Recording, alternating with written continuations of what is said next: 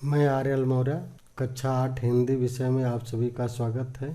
आज हम लोग पाठ 3 सच्ची वीरता नामक पाठ का अध्ययन करेंगे। इसके अंतर्गत हम लोग कठिन शब्दों के अर्थ सबसे पहले सस्वर वाचन करेंगे। सस्वर वाचन के साथ साथ कठिन शब्दों के अर्थ को भी देखते चलेंगे और फिर प्रमुख अनुच्छेद का व्याख्या भी देख लेंगे। आइए शुरुआत करते हैं। पाठ 3 सच्ची वीरता। सच्ची वीरता प्रस्तुत पाठ में सच्चे वीर पुरुषों के धैर्य, साहस और स्वाभिमान जैसे गुणों पर प्रकाश डालते हुए बताया गया है कि वीर पुरुष प्रत्येक स्थिति में सच्चाई का साथ देते हैं। सच्चे वीर पुरुष धीर, गंभीर और आज़ाद होते हैं। उनके मन की गंभीरता और शक्ति समुद्र की तरह विशाल और गहरी तथा आकाश की तरह स्थिर और अचल होती है।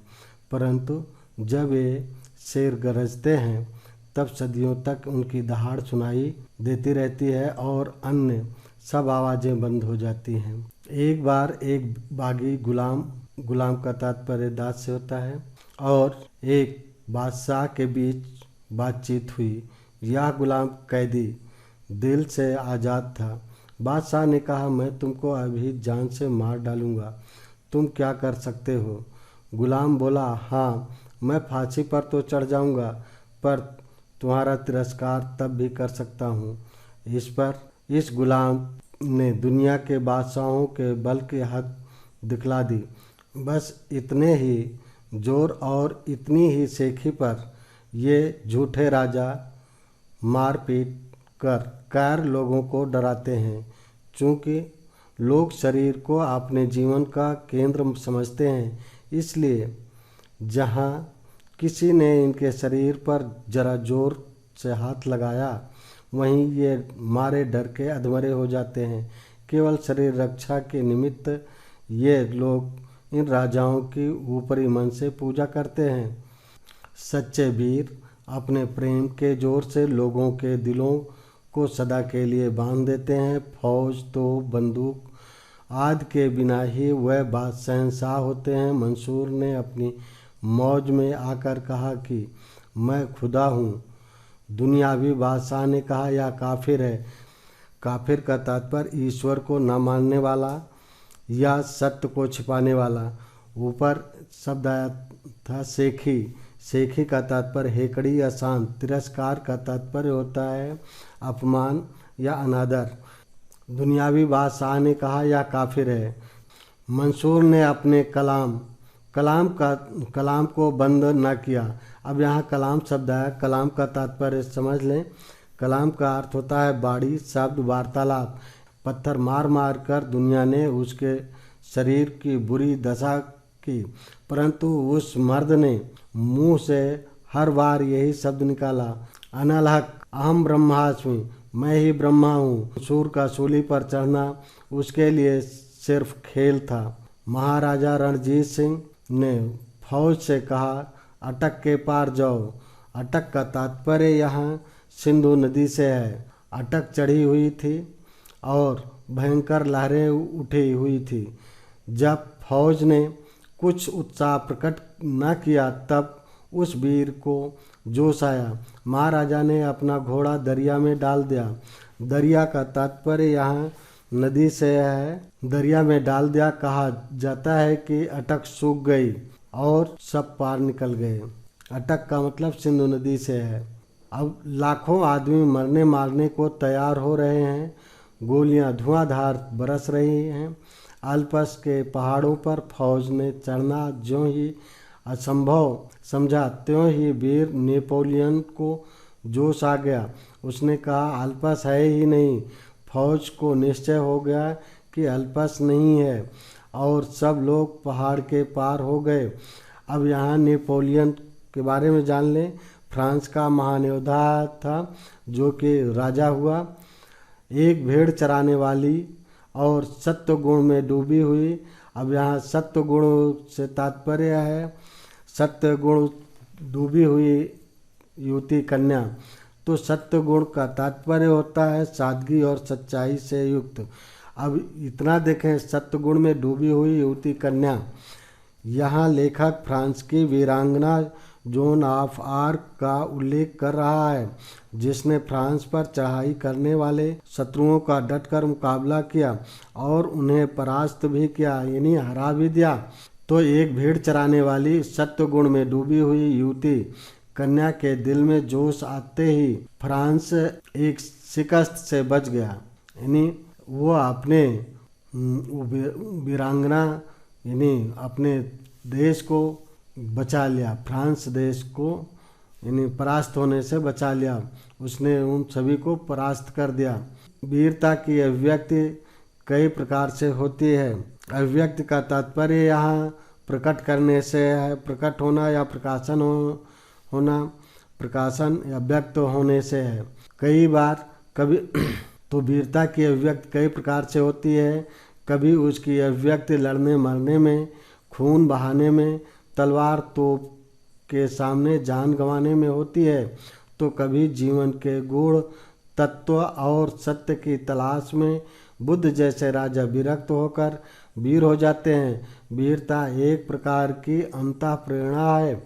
जब कभी इसका विकास हुआ तभी एक नया कमाल नजर आया, एक नई रौनक, एक नया रंग, एक नई बहार, एक नई प्रभुता संसार में छा गई। वीरता हमेशा निराली और नई होती है। नयापन भी वीरता का एक खास रंग है। वीरता देश काल के अनुसार संसार में जब कभी प्रकट हुई तभी एक नया स्वरूप लेकर आई, जिसके दर्शन करते ही सब लोग चकित हो गए।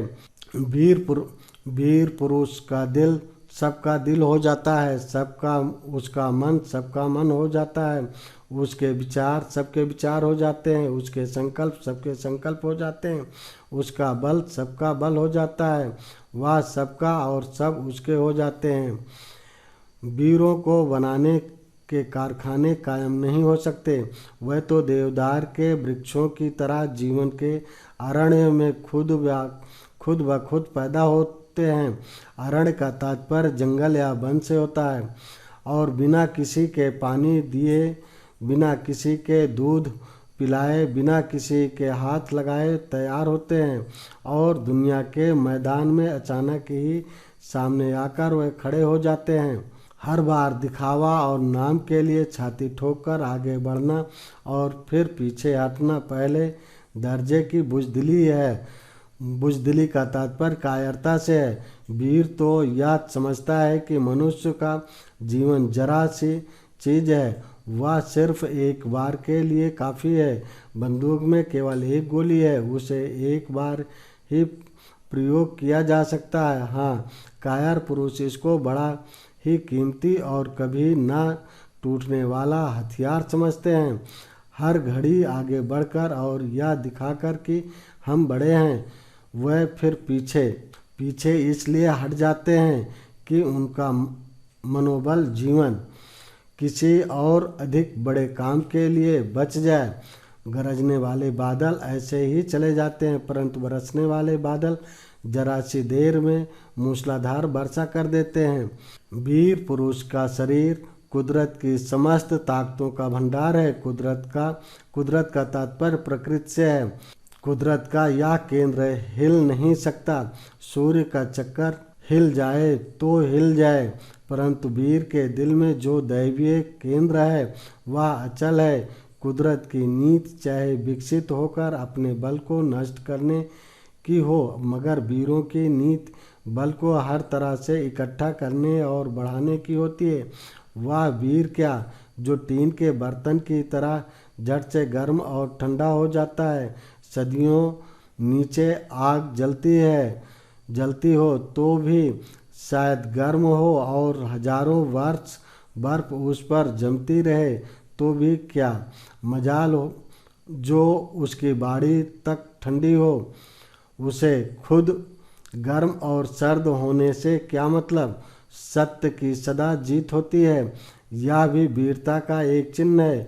विजय वही होती है जहाँ पवित्रता और प्रेम है। दुनिया धर्म और अटल आध्यात्मिक नियमों पर खड़ी है। जो अपने आप को उन नियमों के साथ अभिन्न करके रहता है, उसी की विजय होती है। जब हम कभी वीरों का हाल सुनते हैं तब हमारे अंदर भी वीरता की लहरें उठती हैं और वीरता का रंग चढ़ जाता है, परंतु प्रायः यह चिरस्थायी नहीं होता है। इसका कारण यही है कि हम सबको केवल दिखाने के लिए वीर बनना चाहते हैं। तीन के बर्तन का स्वभाव छोड़कर अपने जीवन के केंद्र में निवास करो और सच्चाई की चट्टान पर दृढ़ता से खड़े हो जाओ। बाहर की सतह को छोड़कर जीवन की तहों में घुसो, तब नए रंग खिलेंगे। इस निबंध के लेखक सरदार पूर्ण सिंह जी हैं। सरदार पूर्ण सिंह जी का जन्म सन 1881 ईस्वी में एक सिख परिवार में हुआ था। इस पर प्रश्न बनता है कि सरदार पूर्ण सिंह जी का जन्म किस सन में हुआ था, किस परिवार में हुआ था। ये पेशे से अध्यापक थे, तो यहाँ प्रश्न बनता है कि सरदार पूर्ण सिंह पेशे से क्या थे, तो अध्यापक थे। इनके लगभग 1 दर्जन निबंध, 1 दर्जन का मतलब 12 निबंध, इन्होंने लगभग कुल 12 निबंध लिखे हैं। तो पूछा जा सकता है कि सरदार पूर्ण सिंह जी ने लगभग कितने निबंध लिखे हैं, तो 1 दर्जन या 12, जो रोचक और आकर्षक हैं। द्विवेदी युग के निबंधों में प्रायः नीरसता थी, लेकिन पूर्ण सिंह ने भाषा को नया रूप दिया। विचार और भावात्मकता इनके निबंधों की मुख्य विशेषताएं हैं। तो यहाँ पर प्रश्न बन सकता है कि सरदार पूर्ण सिंह जी के निबंधों की मुख्य विशेषताएं क्या हैं। तो विचार और भावात्मकता इनके निबंधों के मुख्य विशेषताएं हैं। मजदूरी और प्रेम, सच्ची वीरता, आचरण की सभ्यता, ये इनके प्रसिद्ध निबंध हैं। तो मजदूरी और प्रेम या सच्ची वीरता, आचरण की सभ्यता, इनको दे करके पूछा जा सकता है कि ये किनकी रचनाएं हैं, या पूछा जा सकता है सरदार पूर्ण सिंह जी के किन्हीं 3 निबंधों के नाम लिखिए। इनका निधन सन 1931 ईस्वी में हुआ था। निधन के बारे में भी पूछा जा सकता है कि सरदार पूर्ण सिंह जी का निधन किस सन में हुआ था। ये यहाँ पर शब्दार्थ भी दिया गया, इसको भी लिखने की ज़रूरत है, लिख लीजिएगा। और जो इनके बारे में हम बता भी चुके हैं, अब इसमें हम थोड़ा सा देख लेते हैं कि कभी कभी जो है व्याख्या में यहाँ से लेकर के यहाँ देखें, सत्य की सदा जीत होती है, यह भी वीरता का एक चिन्ह है। यहाँ से लेकर के यहाँ तक के आए दिन पूछे जाते रहते हैं। कभी कभार यहाँ से लेकर के यहाँ तक दे दिया जाता है और कभी यहाँ से लेकर के यहाँ तक दे दिया जाता है। आइए हम सब एक साथ देख लेते हैं इसकी व्याख्या। आइए देखते हैं। देखिए, सबसे पहले तो हम संकेत डाल देंगे जहाँ से जहाँ तक रहेगा, जहाँ से जहाँ तक आप व्याख्या के लिए ले रहे हैं, तो संकेत डाल करके यहाँ के कुछ शब्द लिख लेंगे। फिर यहाँ शुरू के और आखिर के शब्दों को लिख करके बीच में डॉट कर देंगे, बिंदुवार कर देंगे, और फिर संदर्भ हेडिंग डालेंगे। फिर उसमें लिखेंगे प्रस्तुत गद्य खंड या गद्यांश या गद्य अवतरण लिख करके लिखेंगे हमारी पाठ्य पुस्तक मंजरी के सच्ची वीरता नामक शीर्षक से लिया गया है, जिसके लेखक सुप्रसिद्ध निबंधकार श्री सरदार पूर्ण सिंह जी हैं। और फिर हेडिंग डालेंगे प्रसंग में लिखेंगे प्रस्तुत गद्यांश में लेखक ने सच्चे वीर के गुणों को व्यक्त किया है। इस तरह से ये प्रसंग हो जाएगा, चाहे यहाँ से यहाँ तक हो या यहाँ से यहाँ तक हो या फिर कहीं से यहाँ से, ये इस पाठ का कहीं से भी आएगा। संदर्भ प्रसंग यही लिखा जाएगा। इस पूरे पाठ से कहीं से भी अगर दिया जाएगा, और ये इस तरह से ये ऐसे हैं जिससे ये आभास नहीं लग पाता कि ये किस पाठ से लिया गया है। ज़्यादातर ऐसे ही, अगर पाठ को आप अच्छे से नहीं पढ़े हैं तो ये जान नहीं पाएंगे कि किस पाठ से लिया गया है। इसलिए इसका अध्ययन गहनता से करिएगा, गहराई से करिएगा। तो आइए व्याख्या देख लेते हैं। व्याख्या हेडिंग डालेंगे, संकेत संदर्भ प्रसंग के बाद ये व्याख्या हेडिंग डाल के लिखेंगे सच्चे वीर व्यक्ति की सत्य के कारण सदा जीत होती है। पवित्रता और सबके प्रति प्रेम रखने के कारण उसकी विजय निश्चित होती है। सच्चे वीर इस बात को भलीभांति जानते हैं कि इस संसार का आधार धर्म और आध्यात्मिक नियम ही है। इन्हें अपनाकर आगे बढ़ने वाले वीर लोग सदा विजय प्राप्त करते आए हैं। तो ये इतना तो यहाँ से लेकर के यहाँ तक का हो गया। अब इसके बाद यहाँ से यहाँ तक का देख लेते हैं, लेकिन संदर्भ प्रसंग वही रहेगा। संकेत में परिवर्तन कर दीजिएगा, व्याख्या में कर दीजिएगा। लेखक ने वीरता के प्रभाव के विषय में कहा है कि जब हम किसी वीर पुरुष की वीरता का वर्णन सुनते हैं तो शरीर में लहरें उठने लगती हैं और तन मन रोमांचित हो उठता है, लेकिन दिखावे के कारण यह प्रभाव देर तक नहीं रह पाता है, क्योंकि हम सचमुच में वीर नहीं बनना चाहते। तीन के बर्तन का स्वभाव छोड़कर हमें सच्चाई के रास्ते पर दृढ़ हो जाना चाहिए। हमें जीवन की गहराई में घुसकर नए रंग खिलाने चाहिए। तो ये इसके व्याख्या हुई। अब आगे आइए देख लेते हैं प्रश्न और अभ्यास निबंध से। किसने क्या कहा कोष्ठक में दिए गए नामों से चुनकर वाक्य के सामने लिखिए। महाराजा रणजीत सिंह, देखिए ये कोष्ठक है, इसी के बारे में कहा गया है। मंसूर, नेपोलियन और बादशाह। अब देखिए का अनलहक अहम ब्रह्मास्मि, ये किसने कहा है? ये कहा है मंसूर ने। तो यहाँ लिखेंगे मंसूर। और फिर मैं तुमको अभी जान से मार डालूंगा, इसको बादशाह ने कहा है। तो इसमें खा वाले में बादशाह लिखेंगे। अटक के पार जाओ, इसको महाराज रणजीत सिंह ने कहा है। अब फिर इसके बाद अल्पस है ही नहीं, इसको नेपोलियन ने कहा है। अब आगे की ओर बढ़ते हैं। दुनिया किस पर खड़ी है? धन और दौलत पर, ज्ञान और पांडित्य पर, हिंसा और अत्याचार पर। फिर घा है धर्म और अटल आध्यात्मिक नियमों पर। तो दुनिया किस पर खड़ी है? धर्म और अटल आध्यात्मिक नियमों पर। घा इसमें सही है। नंबर 3, अपने अंदर की वीरता को जगाने के लिए हमें क्या करना चाहिए? उपयुक्त कथन पर सही का चिन्ह लगाइए। हथियारों को एकत्र करना चाहिए, वाद विवाद करना चाहिए, सच्चाई की चट्टान पर दृढ़ता से खड़ा होना चाहिए, झूठी बातें करनी चाहिए। तो इसमें गा सही है, ये सही है। सच्चाई की चट्टान पर हमें दृढ़ता से खड़ा होना चाहिए। आगे है क्वेश्चन नंबर 4, सच्चे वीर पुरुष में कौन कौन से गुण होते हैं? सच्चे वीर पुरुष में जो गुण होते हैं वह इस प्रकार से हैं।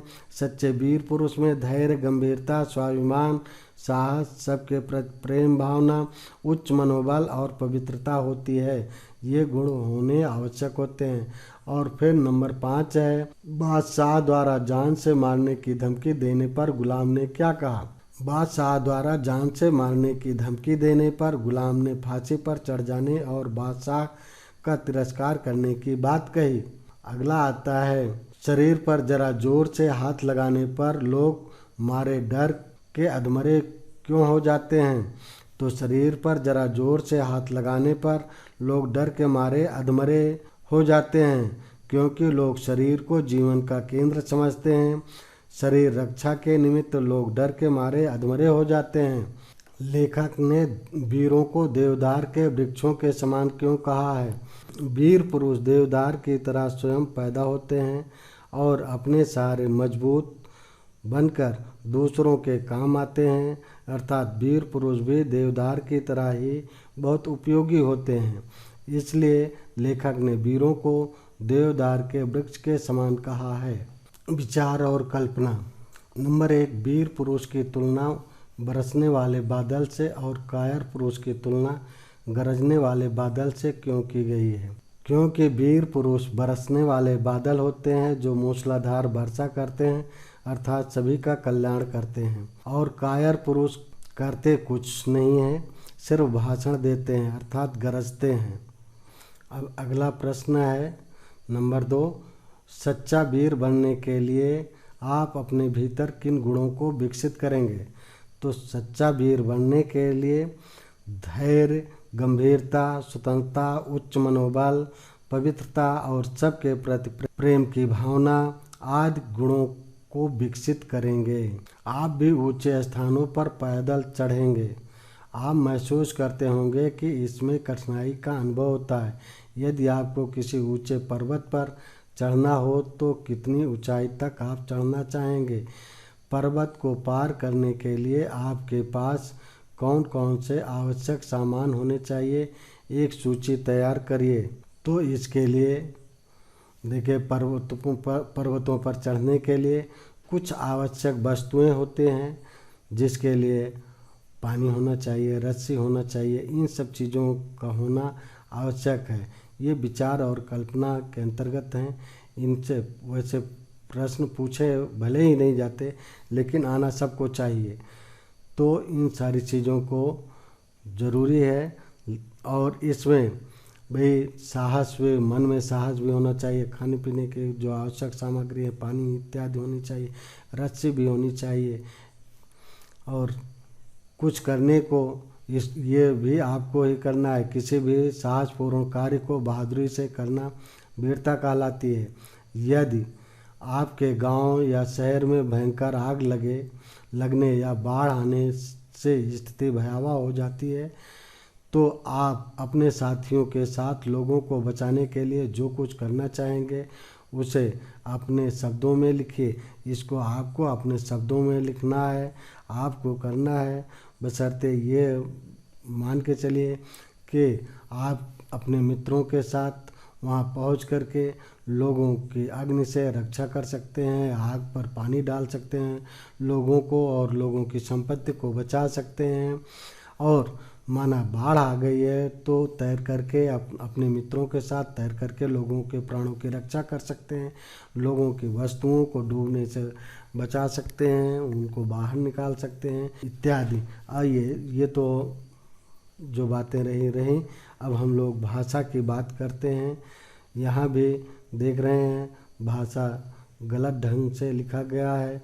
यहाँ मूर्धन्य सा होना चाहिए, यहाँ तालव्य सा लिख दिया गया है, तालव्य सा में लिखा गया है। नंबर 1, निम्नलिखित मुहावरों का अर्थ लिखते हुए इनका वाक्य में प्रयोग कीजिए। डर के मारे अधमरा होना, इसका अगर हम अर्थ लिखें और वाक्य प्रयोग करें तो डर के मारे अधमरा होना, इसका अर्थ होता है अत्यधिक डर जाना। शेर को सामने देख करके मोहन डर के मारे अधमरा हो गया, वाक्य प्रयोग कर सकते हैं। फिर उसके बाद आता है छाती ठोक कर आगे बढ़ना, इसका अर्थ होता है हिम्मत दिखाना। चोर को भागता हुआ देख करके पुलिसकर्मी छाती ठोक कर आगे बढ़ा। अब अगला है रास्ता साफ होना, इसको देखें तो इसका अर्थ देखें रुकावट ना होना। रास्ता साफ हो जाने पर रेलगाड़ियाँ लंबा चक्कर छोड़कर अपने नियत पथ पर चलने लगी। और फिर अगला है रंग चढ़ना, इसका अर्थ होता है असर होना। वीर पुरुष को देखकर वीरता का रंग चढ़ना स्वाभाविक है। अगला है दिल को बांध देना, इसका अर्थ होता है दिल काबू कर लेना। गांधी जी ने अपने सर्वधर्म समभाव से लोगों के दिलों को बांध लिया था। नंबर 2 है आज़ाद, गुलाम, बादशाह, कैदी, फौज, दरिया और कुदरत उर्दू के शब्द हैं। हिंदी में इनके समानार्थी शब्द लिखिए। आज़ाद का हो जाएगा स्वतंत्र, गुलाम का हो जाएगा दास या सेवक, गुलाम का हो जाएगा सेवक, और बादशाह का हो जाएगा राजा, कैदी का हो जाएगा बंदी, फौज का हो जाएगा सेना, दरिया का हो जाएगा नदी, और कुदरत का हो जाएगा प्रकृति।